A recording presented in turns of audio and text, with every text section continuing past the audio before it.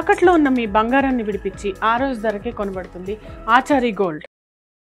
పేద మధ్యతరగతి ప్రజలు తమ జీవిత కాలంలో ఎక్కువగా ఖర్చు పెట్టేది విద్యకు, వైద్యానికి. మంచి విద్యను అందించడం ద్వారా తమ బిడ్డలు ఉన్నత స్థాయికి ఎదుగుతారని ఆశిస్తారు. తమ బిడ్డలకు తమకు మంచి వైద్యం అందడం ద్వారా ఆరోగ్యంగా ఉంటామని భావిస్తారు. అందుకే ఈ రెండు రంగాల్లో ఎక్కువగా పేద మధ్యతరగతి వర్గాలు ఖర్చు చేస్తారు. చాలా మంది అప్పుల ఊబిలో కూరుకుపోతారు. ఇప్పుడు తెలుగుదేశం కూటమి ప్రభుత్వం ఆంధ్రప్రదేశ్ లో పేద మధ్యతరగతి ప్రజలకు అన్యాయం చేయబోతుందన్న వాదన రాజకీయ వర్గాల్లో వినిపిస్తోంది. ఎందుకంటే కేంద్ర ప్రభుత్వం గతంలో ఆంధ్రప్రదేశ్ కు 17 మెడికల్ కాలేజీలను కేటాయించింది.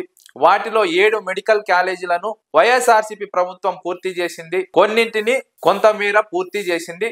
వాటిలో అడ్మిషన్స్ కూడా ఇప్పుడు తీసుకోవడానికి అవకాశం ఉంది. కానీ తెలుగుదేశం కూటమి ప్రభుత్వం అధికారంలోకి వచ్చిన తర్వాత మెడికల్ కాలేజీల నిర్మాణాన్ని పూర్తి చేయకుండా, అవకాశం ఉన్న చోట కూడా అడ్మిషన్స్ తీసుకోకుండా, పులివెందులు లాంటి చోట స్టాఫ్ కు క్వార్టర్స్ లేవనే కారణంతో ఈ సంవత్సరం అడ్మిషన్లు తీసుకోమని చెప్పినటువంటి విషయాన్ని కూడా గతంలో ప్రస్తావించాము. అనేక మంది దాన్ని వ్యతిరేకించారు. కానీ ఇప్పుడు తాజాగా తెలుగుదేశం కూటమి ప్రభుత్వం మెడికల్ కాలేజీలను పబ్లిక్ ప్రైవేట్ పార్ట్నర్షిప్ పేరుతో ప్రైవేట్ వ్యక్తులకు అప్పగించేందుకు సిద్ధమవుతోంది. త్వరలో అందుకు సంబంధించి వ్యవహారం పూర్తవబోతోంది. ఫలితంగా పేద ప్రజలు, మధ్యతరగతి ప్రజలు, ఆంధ్రప్రదేశ్ లోని తెలుగు ప్రజలు తీవ్రంగా ఇబ్బంది పడిపోతున్నారు. ఎందుకంటే ప్రైవేట్ వ్యక్తుల చేతిలోకి మెడికల్ కళాశాలలు వెళ్తే వైద్య విద్య భారంగా మారుతుంది. పేద మధ్యతరగతి ప్రజలకు వైద్యం కూడా భారంగా మారుతుంది. ఇప్పటికే ప్రైవేటు, కార్పొరేటు ఆసుపత్రుల కారణంగా ప్రజలు తీవ్రంగా ఇబ్బంది పడుతున్నారు. అనారోగ్యంతో బాధపడుతున్నా సరే ఖర్చు పెట్టుకునే స్తోమత లేక ఇబ్బందులు పడుతున్నటువంటి నేపథ్యంలో ఇప్పుడు తెలుగుదేశం కూటమి ప్రభుత్వం కనుక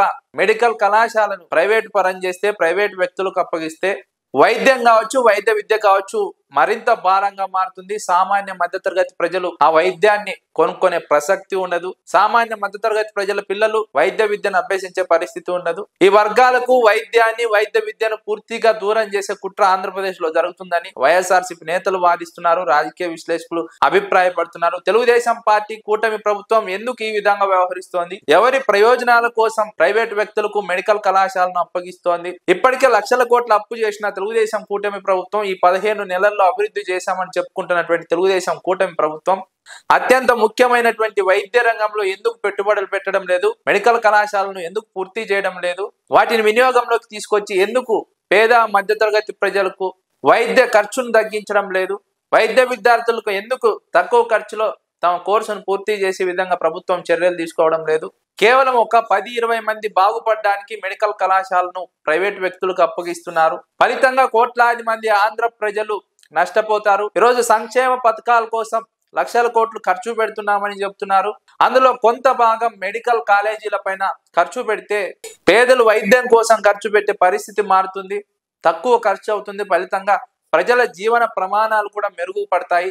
కానీ తెలుగుదేశం కూటమి ప్రభుత్వం ఆ విధంగా ఆలోచించకుండా కొంతమంది లబ్ధి కోసం ప్రైవేటు వారికి మెడికల్ కళాశాలను అప్పగిస్తోందన్న ప్రచారం జరుగుతోంది. ఎవరి ప్రయోజనాల కోసం తెలుగుదేశం కూటమి ప్రభుత్వం మెడికల్ కళాశాలను ప్రైవేటు వ్యక్తులకు అప్పగిస్తోంది? దానివల్ల ఎవరికి లాభం? ప్రభుత్వానికి ఏం లాభం? ప్రజలకు ఏం లాభం? ఇక్కడ ఎవరు చూసినా కూడా ప్రైవేటు వ్యక్తులకే లాభం అని మాట్లాడుతున్నారు తప్ప దీనివల్ల ప్రజలకు, ప్రభుత్వానికి ఏమైనా లాభం ఉందా అంటే లాభం మాత్రం సున్నా. ప్రైవేట్ వ్యక్తులకు లాభం ఉంది. ప్రైవేట్ వ్యక్తులకు అప్పగించడం ద్వారా ప్రభుత్వంలోని కొంతమందికి లాభం ఉంది తప్ప పేద ప్రజలకు, మధ్యతరగతి ప్రజలకు, ఆంధ్ర రాష్ట్ర ప్రజలకు ఎలాంటి ఉపయోగం లేదన్నది రాజకీయ విశ్లేషకుల అంచనా. మీరు బంగారం తాకట్టు పెట్టి ఆ బంగారం డబ్బులు కట్టలేక ఇబ్బంది పడుతున్నారా? ఆచారి గోల్డ్ వాళ్ళు మీ బంగారం కొని మీ లోన్ తీర్చి మిగిలిన డబ్బులు మీకు ఇచ్చేస్తారు. ఇంకెందుకు ఆలస్యం? ఆచారి గోల్డ్ ఈ నెంబర్స్ కి కాల్ చేయండి.